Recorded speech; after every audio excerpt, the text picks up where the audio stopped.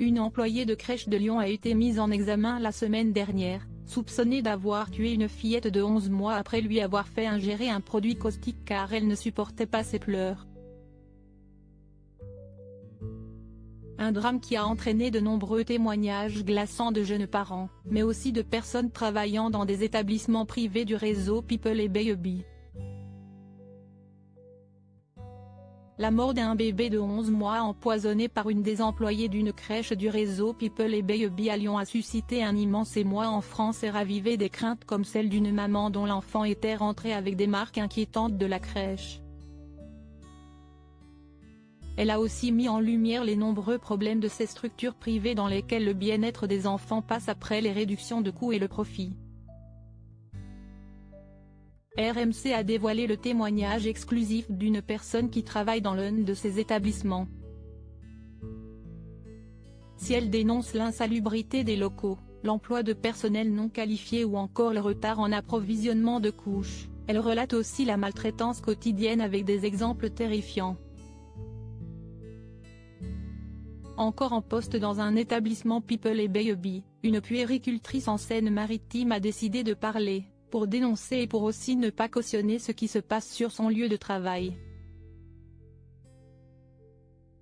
J'ai déjà vu une de mes collègues secouer un enfant par les épaules parce qu'il ne voulait pas arrêter de pleurer, la même collègue mettre un gant plein d'eau sur le visage d'un enfant pour la même raison.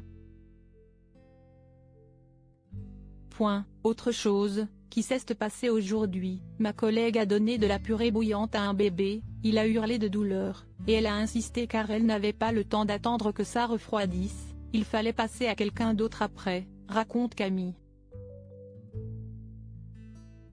Ne voulant pas être complice, elle a donc décidé de parler dans les médias.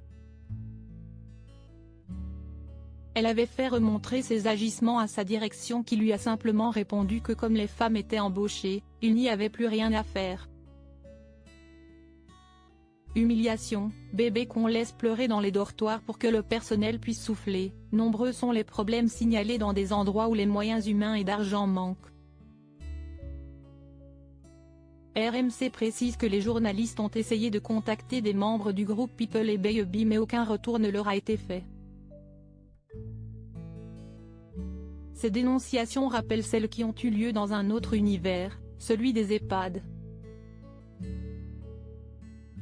Si est-il le livre de Victor Castanet, Les Fossoyeurs, qui avait tiré la sonnette d'alarme sur les conditions de traitement des personnes âgées dans ces établissements privés, d'abord Orpea mais pas seulement.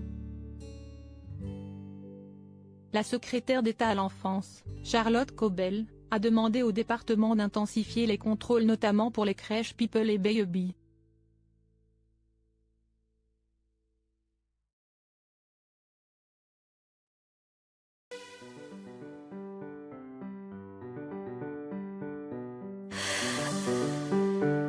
나